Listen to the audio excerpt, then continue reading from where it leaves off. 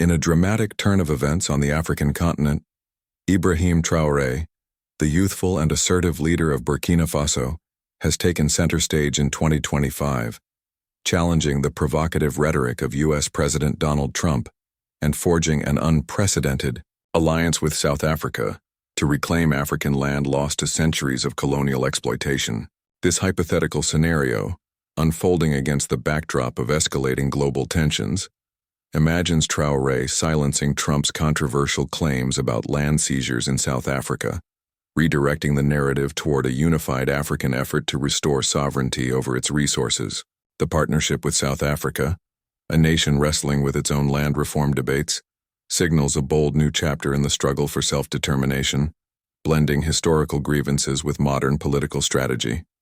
Ibrahim Traoré, at just 34 years old, rose to power in Burkina Faso following a coup in 2022, promising to dismantle foreign influence and restore national pride. His leadership, marked by fiery speeches and a growing digital presence, has captivated a youth population hungry for change. By May 2025, Traoré has solidified his role as a symbol of resistance against neocolonialism, using social media platforms and AI-driven content to spread his message across West Africa. His vision transcends Burkina Faso's borders, advocating for a united Africa that reclaims its land and wealth from foreign hands, a stance that directly collides with Trump's recent policies and statements. Donald Trump, re-elected in 2024 and back in the White House by January 2025, has reignited a contentious debate about South Africa, alleging a white genocide targeting Afrikaner farmers. On May 21, 2025, during a tense Oval Office meeting with South African President Cyril Ramaphosa, Trump presented a dossier of videos and news reports claiming evidence of violent land seizures. This narrative, amplified by far-right figures like Elon Musk and supported by anecdotal accounts, has led to the expedited resettlement of white South African farmers to the U.S. Ramaphosa, defending his country's multi-party democracy, refuted these claims, asserting that no government policy endorses racial persecution. Nevertheless, Trump's persistence has sparked international controversy, drawing sharp criticism from African leaders who view it as an intrusion into sovereign affairs. The turning point arrives on May 28, 2025, when Ibrahim Traoré addresses the African Union Summit in Addis Ababa, his words broadcast live to a global audience. In a commanding speech, Traoré confronts Trump's narrative head-on, dismissing the falsehoods spread by foreign powers as a distraction from Africa's true struggle, reclaiming land stolen during colonial rule. Citing statistics that white South Africans still own 72% of individually owned land despite comprising just 7% of the population, he argues that the real injustice lies in the historical dispossession of black Africans. His calm yet resolute delivery silences Trump's claims, shifting the global spotlight to a unified African agenda. The speech, met with thunderous applause from delegates, goes viral online, galvanizing support across the continent.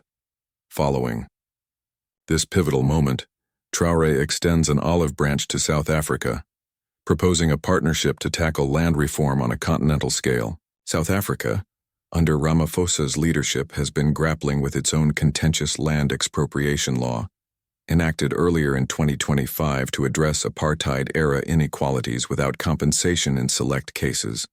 Though no land has been seized yet, the policy has faced legal challenges and international backlash. Traoré's proposal offers a strategic alliance, pooling resources and political will to create a model for other nations. On May 30, 2025, closed-door talks in Pretoria between Traoré and Ramaphosa lay the foundation for a pan-African land reclamation initiative, envisioning a coordinated effort to restore justice. This alliance builds on a shared historical context of land dispossession. The colonial era, beginning in the 19th century, saw European powers like Britain, France, and Portugal divide Africa, displacing indigenous communities and establishing settler colonies. In South Africa, the 1913 Natives Land Act restricted black land ownership to a mere 7% of the country, a policy reinforced by apartheid until its end in 1994. post-apartheid efforts to redistribute land, launched with the 1994 Reconstruction and Development Program, targeting a 30% transfer by 2014, have achieved only about 10% due to willing buyer, willing seller constraints and bureaucratic hurdles. The 2025 expropriation law marks a bold shift, though its implementation remains stalled. Meanwhile, Traoré's Burkina Faso has its own colonial scars, with French agribusinesses historically dominating land use, a legacy he seeks to overturn following the 2023 expulsion of French military forces. Traoré's rise reflects a broader youth-led movement across Africa. His 2022 coup, driven by frustration with jihadist violence and government corruption, positioned him as a reformer.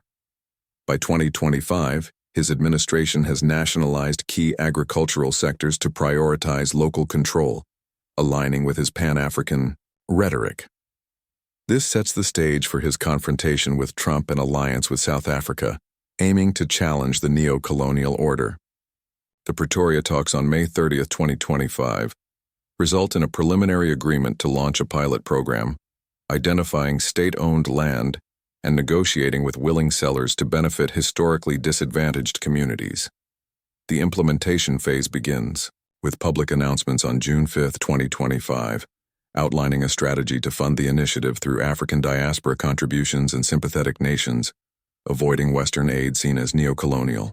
However, resistance emerges quickly. The U.S., under Trump, imposes economic sanctions, citing human rights concerns, while European nations express fears of instability.